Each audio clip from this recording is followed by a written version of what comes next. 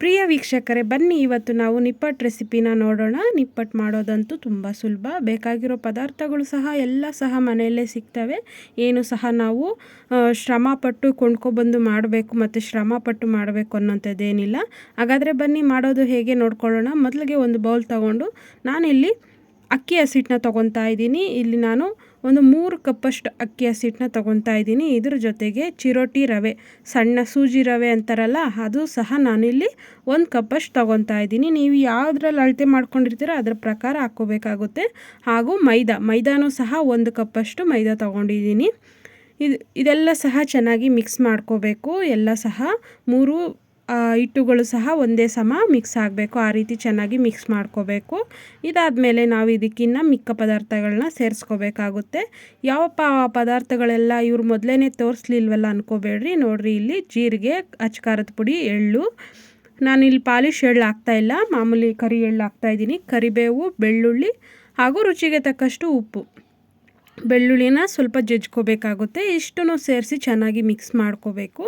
ನಂತರ ನಾವಿದಕ್ಕೆ ಇನ್ನೇನು ಸೇರಿಸ್ಬೋದು ಅಂತ ನೀವು ಯೋಚನೆ ಮಾಡ್ಬೋದು. ನಾನಿಲ್ಲಿ ಮೊದಲಿಗೆ ಹಸಿ ಕಡಲೆ ಬೀಜ ಹಾಗೂ ಹುರಿಗಡಲೆ ಅಂದರೆ ಕಡಲೆಪಪ್ಪು ಅಂತಾರಲ್ಲ, ಅದನ್ನೆರಡನ್ನೂ ಸೇರಿಸಿ ತರಿಯಾಗಿ ರುಬ್ಕೋಬೇಕಾಗುತ್ತೆ ಮಿಕ್ಸಿ ಜಾರಲ್ಲಿ. ಈ ರೀತಿ ರಫ್ ಆಗಿರಬೇಕು.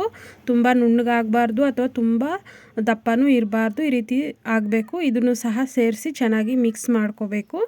ಇದೆಲ್ಲ ಮಿಕ್ಸ್ ಆಗಬೇಕು ಚೆನ್ನಾಗಿ. ಮೊದಲೇ ಮಿಕ್ಸ್ ಮಾಡಿಕೊಂಡ್ರೆ ತುಂಬ ಒಳ್ಳೆಯದು. ಮತ್ತು ನಾವು ನೀರು ಹಾಕಿ ಕಲಿಸ್ಕೊಳ್ಳೋವಾಗ ಮಿಕ್ಸ್ ಮಾಡಿದ್ವಿ ಅಂದರೆ ಅದು ಒಂದು ಸೈಡು ಕಡಲೆ ಬೀಜ ಇರುತ್ತೆ, ಒಂದು ಸೈಡ್ ಹಸಿಟ್ಟಿರುತ್ತೆ. ಈ ರೀತಿ ನಮಗೆ ತುಂಬ ಟೈಮ್ ಹಿಡಿಯುತ್ತೆ ಕಲಸೋಕ್ಕೆ ಅನ್ನೋದು. ಇನ್ನು ನಾನು ಇದಕ್ಕೆ ಸೋಡಾ ಹಾಕ್ತಾಯಿಲ್ಲ. ನೀವು ಯಾವುದೇ ಕಾರಣಕ್ಕೂ ಸೋಡಾ ಹಾಕಬೇಡ್ರಿ. ನೋಡಿ, ಎಷ್ಟು ನಾನು ಸಿಂಪಲಾಗಿ ತೋರ್ಸೋಕೆ ಹೋದರೂ ಅದು ಹಸಿಟ್ಟು ಜಾಸ್ತಿನೇ ಆಗೋಯಿತು. ಅದಕ್ಕೋಸ್ಕರ ನಾನಿಲ್ಲಿ ಬೇರೆ ಒಂದು ಅಗಲ ಪಾತ್ರೆಗೆ ನಾನು ಇದನ್ನು ಬದಲಾಯಿಸ್ಕೊತಾ ಇದ್ದೀನಿ. ಈಗ ಇದಕ್ಕೆ ಕೊನೆಯದಾಗಿ ನಾವು ಎಣ್ಣೆ, ಚೆನ್ನಾಗಿ ಕಾಯಿಸಿರೋ ಎಣ್ಣೆನ ಸೇರಿಸ್ಬೇಕು. ಸೋಡಾ ಸೇರಿಸ್ತಾ ಇಲ್ಲ. ಸೋಡಾ ಬದಲು ನಾವಿಲ್ಲಿ ಎಣ್ಣೆನ ಸೇರಿಸ್ಬೇಕಾಗುತ್ತೆ. ನೋಡಿದ್ರಲ್ಲ, 1 ಸೌಟ್ ಅಥವಾ 2 ಸೌಟಷ್ಟು ಎಣ್ಣೆನ ಸೇರಿಸ್ಬೇಕು. ನೋಡಿರಿ, ಈ ರೀತಿ ಎಣ್ಣೆ ಹಾಕ್ತಾಯಿದ್ರೆ ನೊರೆ ಬರಬೇಕು ಚೆನ್ನಾಗಿ. ಈಗ ಇದೆಲ್ಲ ಸಹ ಮತ್ತೊಮ್ಮೆ ಚೆನ್ನಾಗಿ ಮಿಕ್ಸ್ ಮಾಡ್ಕೋಬೇಕು. ಈ ರೀತಿ ಮಿಕ್ಸ್ ಮಾಡ್ಕೋಬೇಕು. ಎಲ್ಲ ಸಹ ನಾವು ನೋಡಿರಿ ಈ ಥರ ಈ ಹಿಟ್ಟನ್ನ ಹಿಡ್ಕೊಂಡ್ರೆ ಈ ರೀತಿ ಮುದ್ದೆ ಥರ ಆಗಬೇಕು. ಮತ್ತು ಅದು ನಾವು ಕೈಯಲ್ಲಿ ಇದು ಮಾಡಿದಾಗ ಎಲ್ಲ ಸ್ಮ್ಯಾಶ್ ಆಗೋಗ್ಬಿಡಬೇಕು. ಆ ರೀತಿ ಇರಬೇಕು. ಈಗ ಇದಕ್ಕೆ ಸ್ವಲ್ಪ ಉಗುರು ಬೆಚ್ಚಗಿರೋ ನೀರು, ಜಾಸ್ತಿ ತಣ್ಣಗಿರೋದು ಬೇಡ, ತುಂಬ ಅಂದರೆ ತುಂಬ ಬಿಸಿ ನೀರು ಸಹ ಉಯ್ಯಬಾರ್ದು. ಸ್ವಲ್ಪ ಬೆಚ್ಚಗಿರೋ ನೀರನ್ನ ಸೇರಿಸ್ಕೋಬೇಕು. ಈ ರೀತಿ ಎಲ್ಲ ಹಸಿಟ್ಟನ್ನೆಲ್ಲ ಸಹ ಚೆನ್ನಾಗಿ ಕಲಿಸ್ಕೋಬೇಕು. ಚಪಾತಿ ಹಸಿಟ್ಟು ಕಲಸಿ ಮುದ್ದೆ ಮಾಡಿ ಇಕ್ಕೊತೀವಲ್ಲ, ಆ ರೀತಿ ಚೆನ್ನಾಗಿ ಕಲಸಿ ಇಕ್ಕೋಬೇಕು. ತುಂಬ ನೀರಾಗೂ ಕಲಿಸ್ಬೇಡಿ, ತುಂಬ ಗಟ್ಟಿಯಾಗೂ ಕಲಿಸ್ಬೇಡಿ. ಆದಷ್ಟು ಸ್ವಲ್ಪ ಗಟ್ಟಿನೇ ಇರಲಿ. ಅಂದರೆ ತುಂಬ ಗಟ್ಟಿ ಬೇಡ. ನಮಗೆ ಚಪಾತಿ ಯಾವ ಪ್ರಮಾಣದಲ್ಲಿ ಕಲಿಸ್ಕೊತೀವೋ ಅದೇ ಪ್ರಮಾಣದಲ್ಲಿ ಕಲಿಸ್ಕೊಳ್ಳಿ ಸಾಕು. ಈ ರೀತಿ ನೋಡಿದ್ರಲ್ಲ, ಒಂದು ಮುದ್ದೆ ಥರ ಅಥವಾ ಒಂದು ಚಪಾತಿ ಹಸಿಟ್ಟು ಥರ ಚೆನ್ನಾಗಿ ಕಲಸಿ ಸೈಡ್ಗೆ ಇಕ್ಕೊಳ್ಳಿ. ಇದು ಒಂದು 5 ನಿಮಿಷ ಬಿಡಿ ಸಾಕು. ಜಾಸ್ತಿ ಹೊತ್ತೇನು ನೀವು ಬಿಡೋದು ಬೇಡ. ಈ ರೀತಿ ಮಾಡಿದ್ಮೇಲೆ ಇದನ್ನು ಚಿಕ್ಕ ಚಿಕ್ಕ ಉಂಡೆಗಳನ್ನ ಮಾಡ್ಕೋಬೇಕಾಗುತ್ತೆ. ನಾವು ಪೂರಿ ಸೈಜ್ ಮಾಡಿಕೊಂಡ್ರೆ ಸಾಕು. ಸಿಟ್ಟು ತಗೋತೀವಲ್ಲ ಪೂರಿಗೆ, ಚಪಾತಿಗಾದರೆ ದೊಡ್ಡದಾಗುತ್ತೆ. ಈ ರೀತಿ ಸಣ್ಣ ಸಣ್ಣ ಉಂಡೆಗಳನ್ನೆಲ್ಲ ಮಾಡ್ಕೊಂಡು ಇಕ್ಕೋಬೇಕಾಗುತ್ತೆ. ಈಗ ನಾನು ಇದನ್ನು ನಿಮಗೆ ಯಾವ ರೀತಿ ಒತ್ಕೋಬೇಕು ಅಥವಾ ಯಾವ ರೀತಿ ಪ್ರೆಸ್ ಮಾಡ್ಕೋಬೇಕು ಅನ್ನೋದು ತೋರಿಸ್ತೀನಿ. ಕೆಲವರೆಲ್ಲ ಕೈಯಲ್ಲೇ ಮಾಡ್ತಾರೆ, ಆದರೆ ಕೆಲವರಿಗೆ ಅಷ್ಟು ಪರ್ಫೆಕ್ಟಾಗಿ ಬರಲ್ಲ. ಮೇಡಮ್, ನಾವು ಯಾವ ರೀತಿ ಮಾಡೋದು ಅಂತ ಕೇಳೋರಿಗೆ ನಾನು ಈ ವಿಧಾನನ ಹೇಳ್ಕೊಡ್ತಾ ಇದ್ದೀನಿ. ನೋಡಿ, ಯಾವುದಾದ್ರೂ ಒಂದು ಭಾರವಾದ ಒಂದು ಕುಟಾಣಿ ಅಥವಾ ಕಲ್ಲು ನಾನು ತೋರಿಸೋದ್ನಲ್ಲ, ಆ ಥರದ್ದು ಇಟ್ಟರು ನೀವು ಸಾಕು. ಚೆನ್ನಾಗಿ ಪ್ರೆಸ್ ಆಗೋಗ್ಬಿಡುತ್ತೆ.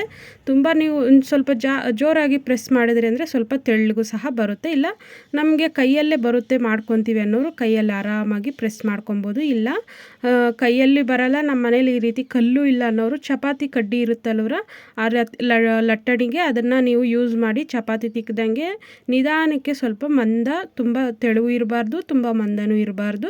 ಆ ರೀತಿ ನೀವು ಇದನ್ನು ಮಾಡ್ಕೋಬೇಕಾಗುತ್ತೆ. ಈಗ ಇದನ್ನೆಲ್ಲ ಸಹ ಕಾದಿರೋ ಎಣ್ಣೆಗೆ 3 ಅಥವಾ 4, ನಿಮ್ಮ ಬಾಣಲಿ ಯಾವ ಸೈಜ್ ಇದೆ ಅದರ ಪ್ರಕಾರ ನೀವು ಇದನ್ನು ಎಣ್ಣೆಯಲ್ಲಿ ಫ್ರೈ ಮಾಡ್ಕೋಬೇಕಾಗುತ್ತೆ. ಜಾಸ್ತಿ ಹಾಕಬೇಡಿ.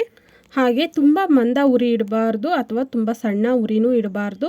ಮೀಡಿಯಮ್ ಆಗಿ ಒಂದೇ ಉರಿಯಲ್ಲಿ ಇರಬೇಕು. ನಾವು ಈ ನಿಪ್ಪಟ್ಟನ್ನ ಸ್ವಲ್ಪ ಸೂಕ್ಷ್ಮವಾಗಿ, ಅಂದರೆ ಜಾಸ್ತಿ ಉರಿ ಇಟ್ಟರೆ ಬೇಗ ಕಂದು ಬಣ್ಣ ಬರುತ್ತೆ ಅಥವಾ ಕಪ್ಪಾಗೋಗ್ಬಿಡುತ್ತೆ, ಒಳಗೆ ನಮಗೆ ಅದು ಬೆಂದಿರೋದಿಲ್ಲ, ಕ್ರಿಸ್ಪಿಯಾಗಿ ಗರಿ ಗರಿಯಾಗಿ ಬರೋದಿಲ್ಲ. ಅದಕ್ಕೋಸ್ಕರ ನೀವು ಒಂದು ಸ್ವಲ್ಪ ಆದಷ್ಟು ಕಡಿಮೆ ಉರಿಯಲ್ಲಿ ನಿಧಾನಕ್ಕೆ ಸ್ವಲ್ಪ ತಾಳ್ಮೆಯಿಂದ ಮಾಡ್ಕೋಬೇಕಾಗುತ್ತೆ.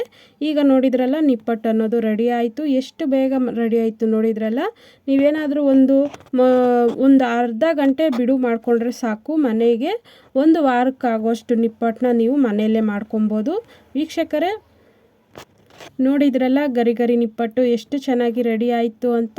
ನಿಮಗೂ ಸಹ ನೋಡ್ತಿದ್ರೆ ಒಮ್ಮೆ ಯಾಕೆ ಟ್ರೈ ಮಾಡಬಾರ್ದು ಅಂತ ಅನಿಸಿರ್ಬೋದು. ಹಾಗಾದರೆ ಯಾಕೆ ಲೇಟ್ ಮಾಡ್ತೀರಾ? ಮನೇಲಿ ಎಲ್ಲರಿಗೂ ಇಷ್ಟ ಆಗೋ ಹಾಗೆ ಈ ರೀತಿ ನಿಪ್ಪಟ್ಟನ್ನ ಮಾಡಿಕೊಡಿ, ಅವರ ಮನಸ್ಸನ್ನು ನೀವು ಗೆಲ್ಲರಿ. ಹಾಗೆ ನಿಮಗೇನಾದರೂ ಈ ರೆಸಿಪಿ ಇಷ್ಟ ಆಗಿದರೆ ದಯವಿಟ್ಟು ಲೈಕ್ ಮಾಡಿ, ಶೇರ್ ಮಾಡಿ, ಕಾಮೆಂಟ್ ಮಾಡಿ, ಹಾಗೂ ತಪ್ಪದೆ ಸಬ್ಸ್ಕ್ರೈಬ್ ಮಾಡ್ಕೊಳ್ಳಿ. ಇಲ್ಲಿಗೆ ನಮ್ಮ ವಿಡಿಯೋ ಮುಕ್ತಾಯ ಆಗ್ತಾ ಇದೆ. ನಿಮ್ಮೆಲ್ಲರಿಗೂ ಸಹ ಧನ್ಯವಾದ.